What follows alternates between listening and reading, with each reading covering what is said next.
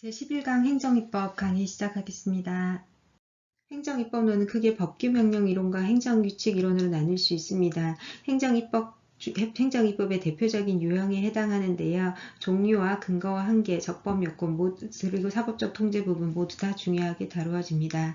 자, 특히 이제 행정규칙 이론에서는 종류와 그다음 법적 성질, 효과, 적법 요건, 통제 다 중요한데요. 그 중에서도 여러분들이 가장 시험 문제에 많이 출제되는 것은 형식과 내용의 불일치에 해당합니다. 법규명령 형식의 행정규칙, 행정규칙의 법규명령의 유형과 그 법적 효력, 특히 청소년 보호법 과징금 이론은 선택형과 사례형 모두에 많이 출제되는 판례에 해당합니다.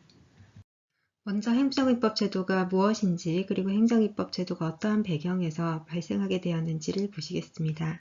행정입법이란 국가 등 행정 주체가 규율하는 일반 추상적인 규범입니다. 일반 추상적 규범이라는 것은 결국은 입법이죠. 그렇죠? 우리가 행정행위에서 배우셨던 것처럼 개별 구체적인 규율이라 이 처분이라면 일반 추상적인 규범은 모든 국민에게 반복적으로 적용될 수 있는 일종의 기준이기 때문에 법률과 같은 법률이나 법령과 같은 어떤 일정한 처분의 기준이 됩니다. 처분의 기준을 마련한다는 것은 행정청이 일정한 행위를 하는 데 있어서 반복되는 처분의 기준이 되는 거죠. 그래서 일반이라는 것은 불특정 다수인에게 추상적으로 반복적 불특정 다수의 사건에 적용되는 규율이기 때문에 입법이라고 부릅니다. 자, 그런데 여러분들이 이 행정입법이라는 표현이 굉장히 어색하게 들리셔야 됩니다. 그 이유는요. 행정부는 원칙적으로 입법부에서 마련한 규칙을 적용하는 어떤 실행 주체로서의 역할이잖아요. 삼권 분립의 기본적인 원칙상 그것을 뒷받침하는 게 바로 입법권을 국회에 전속시킨 우리 헌법 규정에도 있고요. 그렇죠? 자, 그럼에도 불구하고 왜 행정부에서 입법을 하게 되느냐라는 걸 여러분들이 설명하셔야 됩니다. 그 이유는요. 행정부에서 국회에서 법률을 굉장히 자세하게 만들면 매우 좋겠죠. 그렇죠? 예를 들어서 모든 노인들에게 노령연금을 지급한다라고 국회에서 이제 기준을 만드는데요. 그 기준을 매우 자세하게 만약에 만든다면 노령연금을 65세 이상 노인들에게 지급하고요. 소득 기준이 몇 % 이하인 경우에 지급하고요. 지급은 어떠한 방식으로 한다. 뭐 매년 지급한다. 매년 1월부터 뭐 6월 중에 어떠한 시기를 산정해서 지급한다. 그 다음에 지급의 뭐 포인트로 지급을 한다. 아니면 현금으로 지급한다. 지급 방식은 어떻게 한다. 이런 세부적인 상황들을 다 국회에서 정하면 좋겠죠. 그렇죠? 자, 그런데 국회에서 사실 그걸 다 정하기가 어렵습니다. 그렇죠? 자, 이러한 세부적인 상황들을 국회에서는 대체로 위임하는 형태로 이제 제정을 하고 있습니다. 자, 그래서 예를 들어서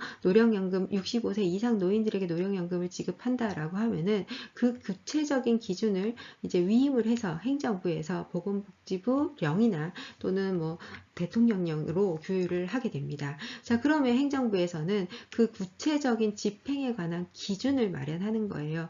행정부에서 이 기준을 마련하는 것을 입법행위잖아요. 그것도 반복적, 일반 추상적인 행위니까요. 물론 행정부에서 만들지만요. 자, 이러한 입법행위를 할 수밖에 없는 것은 행정부 입장에서는 법률에서 만든 내용을 이제 집행을 해야 되는데 다수의 국민들에게 반복적으로 집행을 하려면 자기구속의 원칙이나 평등의 원칙 등을 생각할 수밖에 없고 그러려면 일정한 기준을 만들어야 됩니다. 그래서 행정의 필요에 의해서 행정청이 입법행위를 하게 될 수밖에 없습니다.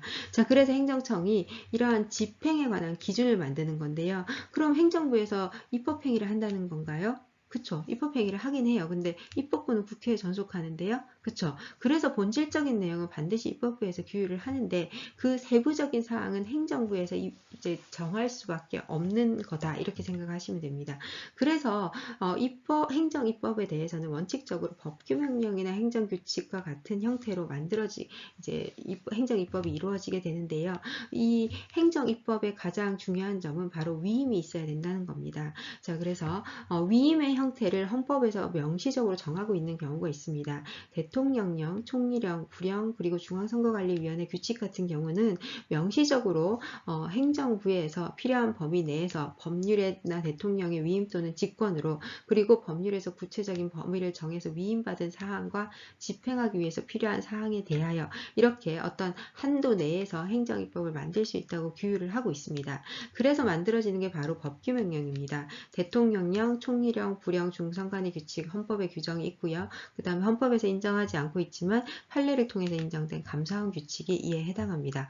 이러한 법규명령 같은 경우는 사실은 위임이 명시적으로 있는 경우에 해당하기 때문에 대체로 대외적 효력이 국민에게 직접 적용되는 대외적 효력이 인정되는데 문제가 없고요. 행정소송에서 처분성이 인정되는데도 특별한 어려움이 없습니다. 하지만 문제는 뭐냐면요. 바로 행정규칙입니다.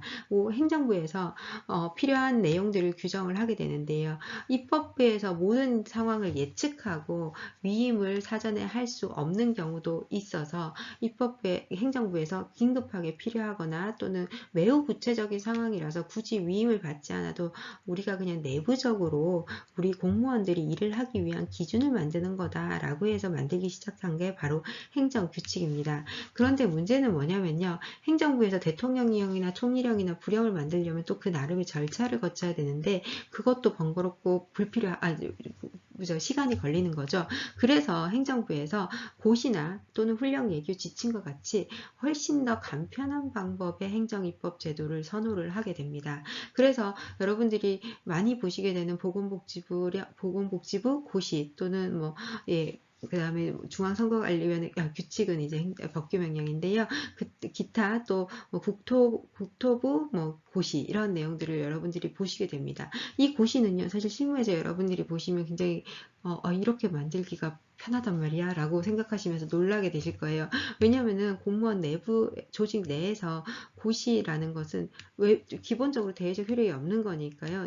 내부적으로 결제만 받으면 되는 거예요. 그렇죠? 그리고 물론 고시 절차를 거치긴 하는데 오늘날 이제 공고 절차가 있기 때문에요. 자, 그래서 훨씬 훈령이나 지침 예규는 더 그렇고요. 자, 그래서 이러한 고시 제도가 굉장히 이제 행정규칙 제도가 굉장히 늘어나게 되면서 오늘날 그 범위가 이제 상당히 많아지게 됩니다. 자, 특히 현대 행정국가에서 이러한 행정규칙이 많이 문제가 되는 이유는요.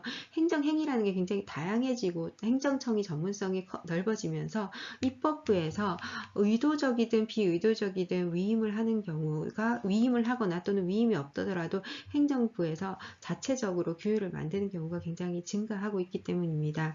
행정부가 훨씬 더 전문성이 있는 영역이 늘어나고 있다는 거죠. 예를 들면 과기정통부나 그다음에 또는 보건복지부나 또는 식약처 같은 데서 만드는 법률들은 사실 국회에서 다 알기가 어렵습니다. 매우 전문적이고 기술적인 사항들을 규율하고 있기 때문입니다.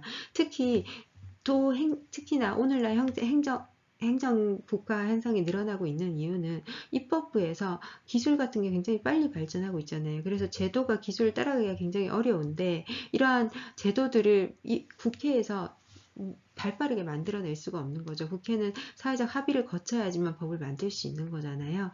그래서 국회 입장에서는 오히려 의도적으로 행정부에다가 일정한 위임을 하는 경우도 늘어나고 있습니다. 그러면 여기에서 나타나는 가장 큰 문제는 뭘까요? 네, 당연히 법치와의 충돌입니다. 여러분들이 이제 법치주의가 행정법에서 가장 중요한 개념이라고 많이 배우셨습니다. 입법권은 국회에 전속해야 됩니다. 그 이유는요. 국회의원들은 민주적 정당성을 선거를 통해서 민주적 정당성이 부여된 조직이잖아요. 그렇죠? 자, 그런데 행정부는 어때요? 시험을 통해서 선발된 공무원 관료들이 만드는 입법이 됩니다. 그러니까 행정부에서 만드는 입법이라는 것은 사실 기본적으로 민주적 정당성이 있는 것은 아니죠. 그렇죠? 그래서 법치주의나 의회 입법주의와 충돌되는 경우가 나타나게 됩니다. 특히 행정부에서 고시나 훈령 등으로 국민의 권리 의무에 영향을 미치는 기준을 제정하는 경우에는 국민의 권리 의무를 침해할 가능성이 있고 이에 대해서 대외적 효력이 인정되지 않아서 처분성이 인정되지 않는 고시나 훈령 등에 의해서 어떤 처분이 이루어지며 국민의 입장에서는 권리구제를 받을 수 있는 어떤 수단 자체가 차단될 수 있습니다. 따라서 행정규칙이 갖는 어떤 문제점들이 점점 더 커지고 있습니다. 법규명령에 대해서 먼저 보시겠습니다. 법규명령은 헌법에서 그 유형을 정하고 있고 명시적으로 위임이 있는 경우에 주로 이제 논의가 되고 있기 때문에 법규명령의 위임에 관한 논의가 많이 출제가 되고 있습니다. 그래서 위임의 범위나 국회 전속 사항 등에 대해서 여러분들이 공부를 하시게 되시겠습니다. 법규명령은 행정권이 정하는 고권적인 일반 추상적 법규범으로서 대외적 구속력, 즉 재판규범성이 인정이 된다는 겁니다. 처분성이 인정이 된다는 거죠. 자, 이러한 법규명령은 법규적 효력이 있다라는 개념으로 여러분들이 접근하시면 되고요. 자, 구체적으로는 세 가지로 구분이 되는데 사실 첫 번째 개념은 여러분들이 많이 보실 가능성이 없습니다. 헌법대위명령이고요. 헌법적 효력을 갖는다라는 건데요. 헌법의 일부 규정에 관한 효력을 정지시키는 겁니다. 과거 유신헌법에서 대통령의 긴급조치를 긴급조치가 이 대표적인 예인데요. 현행 헌법에는 규정이 없기 때문에 이러한 경우를 보실 가능성이 여러분 거의 없습니다. 자, 여러분들이 이제 보시게 될 게 바로 법률 대위명령과 법률 종속명령입니다. 여기서 대위와 종속이라 함은 효력을 중심으로 말한 겁니다. 헌법의 직접 근거에서 법률과 대등한 효력, 법률 대위 하는 거죠. 그렇죠? 그러한 효력을 갖는 것을 법률 대위 명령이라고 하고 법률보다는 하위에 이제 속하는 법률보다 하위의 효력을 갖는 것 그게 법률 종속 명령입니다. 결국은 효력을 기준으로 나눈 거죠. 그렇죠? 그러니까 실질적으로는요. 자, 그래서 대표적으로 법률 대위 명령은 우리 헌법에서 규정을 하고 있습니다. 긴급 재정, 긴급 경제 명령, 긴급 명령 그리고 긴급재정경제명령입니다. 우리 헌법 제76조의 규정을 하고 있는데 여기 넘네요. 자, 76조의 규정을 하고 있죠. 그쵸? 자, 그 다음에 이제 법률 종속명령입니다. 법률 종속명령에는 위임명령과 집행명령으로 나눕니다. 둘 다 법률보다는 하위의 효력을 갖는데요. 위임명령은 법률 또는 상위명령에서 개별 구체적인 범위를 정해서 위임한 사항을 규정하는 것을 말하고 이 위임의 범위 내에서 있다면 국민의 권리 의무에 관한 사항까지도 규율을 할 수 있게 됩니다.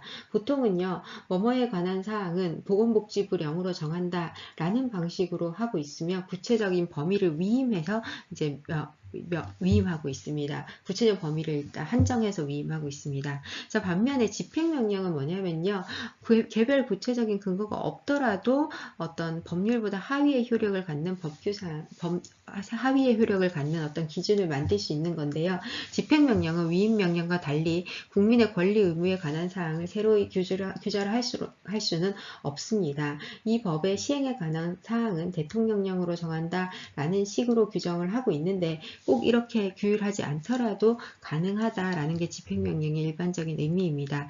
실질적으로는요, 여러분들이 많이 보시게 되는 배우시게 되는 것은 바로 위임명령입니다. 자, 위임명령의 대표적인 유형들을 여기에 이제 근거들을 제가 조문들을 가지고 왔는데요. 여러분들이 읽어보시면 되겠습니다. 대통령령 75조, 그 다음 총리령 부령 95조, 그 다음에 여기 보시면 중앙선관위 규칙 114조, 감사원 규칙 이렇게 감사원법에 규정을 하고 있습니다. 자, 법 형식에 따른 분류를요. 여기서도 다시 한번 보시겠습니다.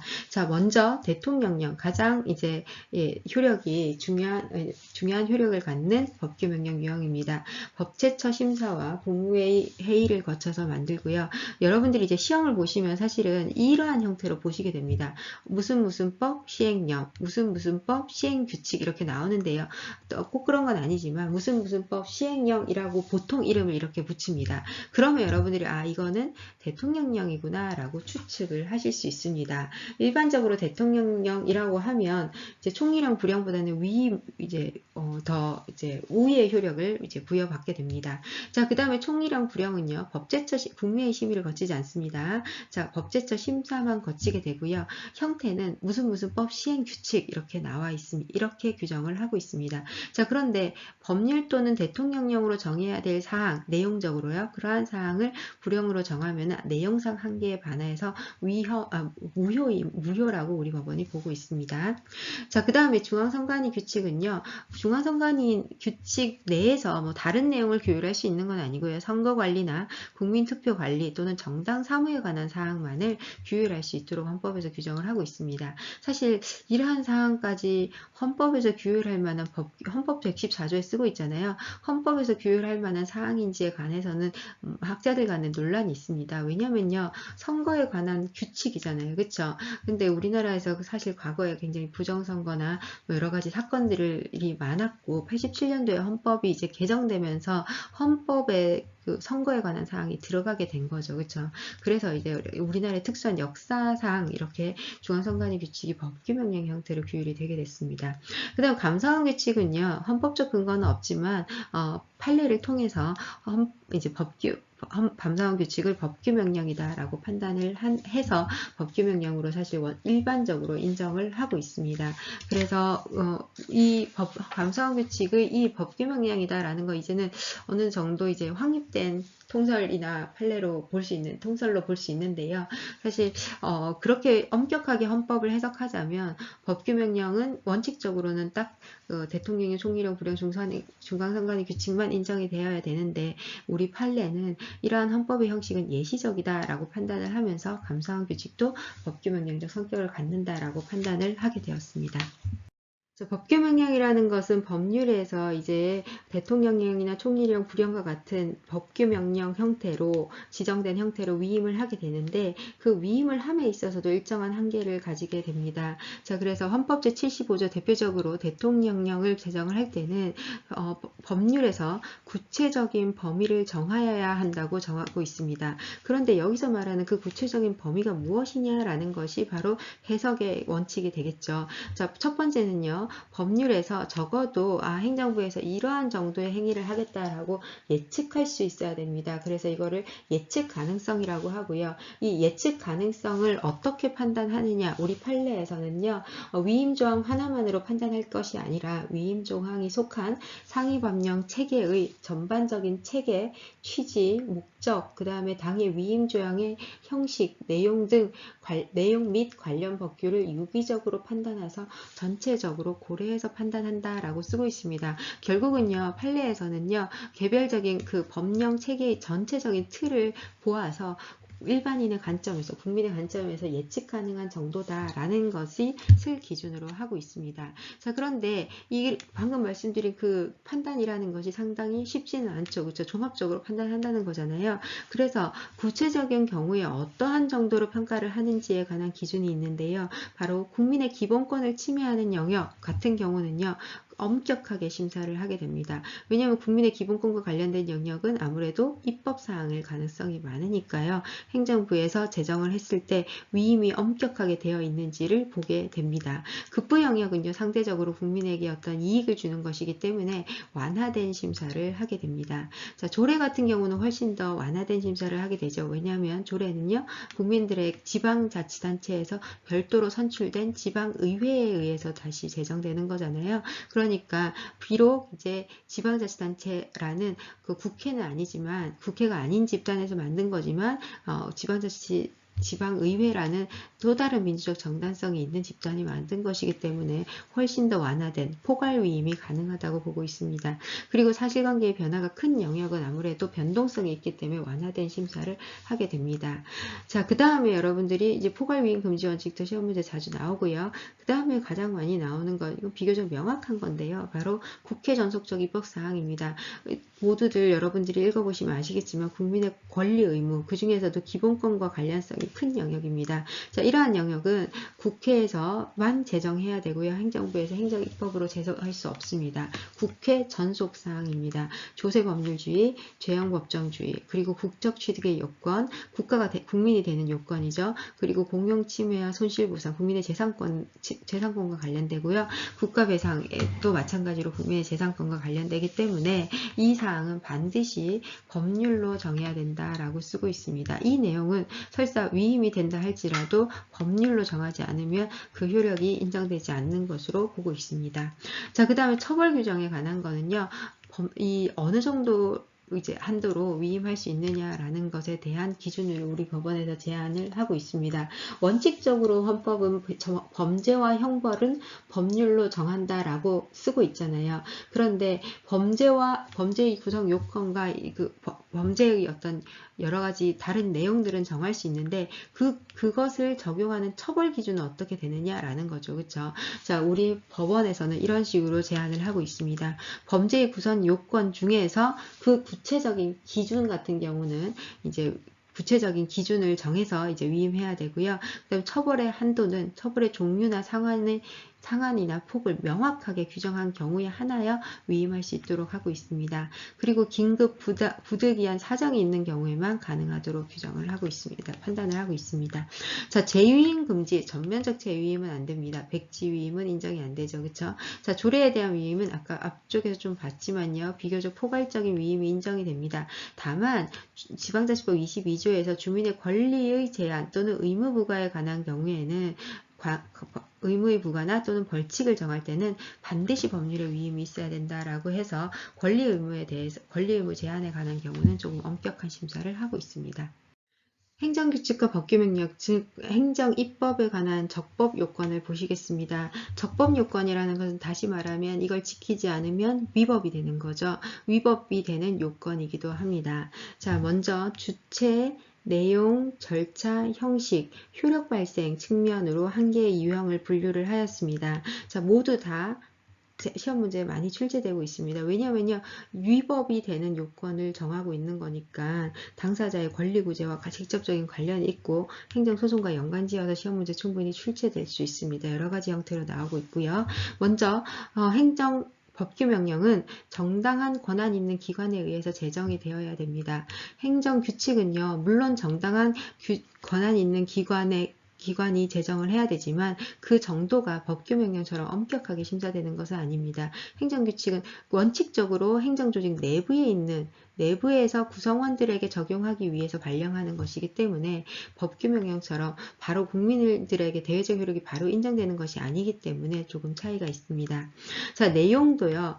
법규명령은 훨씬 더 법률 우위나 법률 유보의 원칙을 엄격하게 적용을 합니다. 행정규칙은 물론 대외적 효력이 인정될 수 있지만 원칙적으로 대외적 효력이 인정되지 않고 내부효만 인정이 되기 때문에 법률 우위나 수권을 명시적으로 요하지 않습니다. 다만 이제 행정법 일반 원칙의 적용, 신뢰보호의 원칙, 그 다음 비례의 원칙, 자기구속의 원칙 등의 적용을 받고요. 그 다음에 내용이 명확하고 실현 가능해야 하는 것, 행정행위의 어떤 기본 원칙들이 적용이 됩니다.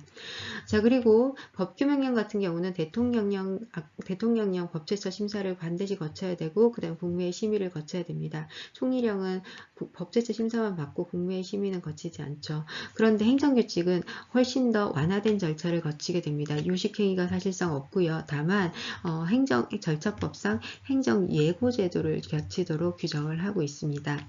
자, 형식은요, 둘 다 문서로 하도록 규정을 하고 있고요. 자, 법규명령 같은 경우는 통상적으로 공포일로부터 20일 경과되면 효력이 발생하고 그 다음에 국민의 권리를 제한하거나 의무를 부과하는 경우에는 30일이 경과됐을 때 효력이 발생합니다. 행정규칙은요, 공포 절차가 별도로 없습니다. 수명기관에 도달했을 때 구속력이 발생합니다. 왜 수명기관이냐? 행정규칙은 기본적으로 국민에게 적용하려고 만드는 게 아니잖아요. 행정조직 내부에서 적용하는 것이기 때문에 그 행정기관 내에서 이행하려는 수달하는 기관에 도착했을 때 그냥 효력이 발생한다. 이렇게 생각하시면 됩니다. 자, 그러면 구체적으로 위임의 경우에 어떨 때 어떤 문제가 나오는지를 여러분들이 보시겠습니다. 만약에 법률에서, 이거는 변시다 기출 지문들입니다. 법률에서 이제 권한을 부여했는데 구체적으로 절차와 방법을 규정하지 않고 그냥 위임한다라고만 했어요. 자, 그랬을 때 행정규칙으로 구체적인 내용을 제정하는 것은 위법이 아니고 가능하다라는 겁니다. 위임이 있는 경우로 보는 거죠. 자, 법률에서 원래는 법규명령으로 위임해야 되잖아요. 그런데 만약에 법률에서 행정규칙으로 위임했을 때 우리 법원은 이거 이제 위임입법의 원칙에 반하는 것이 아니냐라는 주장에 대해서 국회 입법의 원칙에 반하는 것은 아니다라고 보는 겁니다. 사실 이거 현대 행정국가의 특징입니다. 원칙적으로는 이제 형식적으로는 안 되지만 실무적으로 법률에서 대해서 바로 고시나 또는 행정규칙으로 위임하는 경우가 있는데, 이것을 다 위헌으로 하려면, 위헌이나 위법으로 정의해버리면 우리 행정청이 활용하고 있는 여러 고시나 그다음에 지침이나 예규 같은 것들이 다 위헌이 돼버리면 거의 행정이 마비될 정도가 될 겁니다. 워낙에 많이 활용하고 있거든요. 그래서 우리 법원에서 부득이하게 이렇게 해서 판단을 한 걸로 저희는 해석을 하고 있습니다. 그래서 국회 입법의 원칙에 반하는 것은 원칙적으로는 아니다, 이렇게 보고 있습니다. 자, 그 다음에 내용적으로 위임 범위를 벗어나서 제정된 행정입법은 당연히 효력이 인정되지 않습니다. 그 다음에 상위법령에서 시행규칙으로 위임을 했어요. 그런데 상위법령의 위임 형식과 달리 고시로 규정했어요. 그건 당연히 위임의 원칙을 위반한 거죠. 그래서 위임 범위를 명확하게, 그 위임 형식이나 범위를 명확하게 규정했는데 이제 그걸 어겼어요. 그러한 경우에는 효력이 인정되지 않습니다. 그 다음 만약에 상위법령으로 위임을 받아서 행정입법이 제정됐는데 이 상위법령이 위헌 결정이 났어요. 그럼 당연히 상위법령의 위임으로 만들어진 것이기 때문에 그 하위법령도 효력이 상실되게 됩니다. 자, 3, 4, 5번 모두 다 이제 풀어서 설명으로 시험 문제 많이 출제되고요. 그 다음에 1, 2번도 마찬가지입니다. 입찰 참가 자격 제한에 관한 판례를 보시도록 하겠습니다. 여기에서 원고는 KRCT라는 회사고요. 피고는 한국철도시설공단입니다. 피고는 철도 시설에 관한 어떤 시설 설치를 위해서 입찰 참가 자격, 공개 입찰을 하게 되고요. 원고는 여기에서 입찰을 하게 된 기업, 입찰에 참가한 기업에 해당합니다. 자, 그런데 피고는 공개 입찰을 하면서 그 기준을 제안을 하게 되는데요.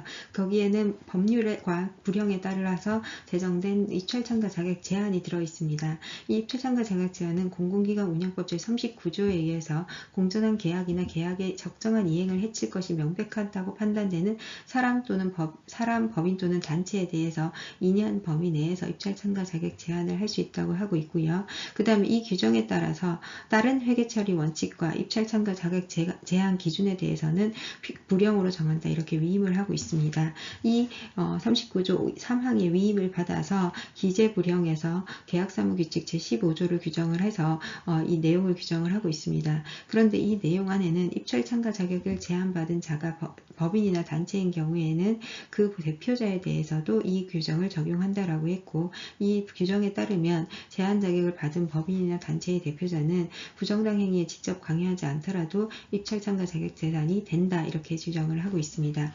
자, 그래서 원고 측은요, 원고 회사는 원고 회사의 직원이 철도공단에게 금품을 교부했다는 이유로 입찰 참가 자격 제한을 받게 되는데, 이에 대해서 원고가 이건 대표자가 잘못한 것이 아니라 직원이 잘못한 것에 불과하다라고 주장을 합니다. 그러니까 피고 측에서 이거는 기재불형에 규정된 그 대표자가 직접 관여하지 않더라도 입찰 참가 자격 제한을 받을 수 있기 때문에 이러한 입찰 참가 자격 제한은 정당하다고 방어를 하게 되죠. 그러니까 이제 원고가 이렇게 주장을 하게 됩니다. 첫 번째, 이 처분을 취소해주세요. 입찰 참가 자격 제한을 풀어주세요. 라는 걸 주장하지만 그에 대해서는 이제 피고가 방어를 했죠. 그에 대해서 이제 원고가 이렇게 주장합니다. 그렇다면 이 불형이 잘못했다라고 주장하는 거죠. 이 불형이 행정입법에 해당하는데요. 이 불형이 뭐가 잘못했다냐고 주장하냐면 법률을 보면은 회계처리 원칙과 입찰 참가 자격 제한 기준 등에 관해서 불형으로 정한다고 하고 있죠. 자, 그런데 입찰 참가 자격 제한의 기준에 대해서 불형에서 정하고 있는 것이 아니라 처분의 대상까지 위임한 것이다 라고 주장을 합니다. 대상을 규정한 것이다 라고 주장을 합니다.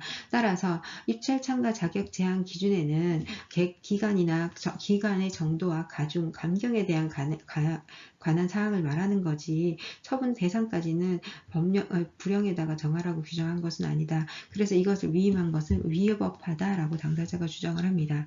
그래서 우리 법원이 이를 판단을 해서 이와 같이 판단을 하게 됩니다. 자, 법원의 판단을 잠깐 보시면요. 법원에서 불형으로 위임한 범위는 입찰 참가 자격 제한 기준의 필요사항이다 라는 것이지 처분의 대상까지 위임한 것은 아니다 라고 봅니다. 원고 측의 주장을 받아들인 거죠. 입찰 참가 자격 제한 기준에는 그 처벌 기준이나 감경 등에 관한 거지 대표자 여부까지 한 것은 아니다. 따라서 이러한 위임입법의 한계를 벗어났기 때문에 이 불형은 대외적 효력이 인정될 수 없다라고 판단을 한 겁니다.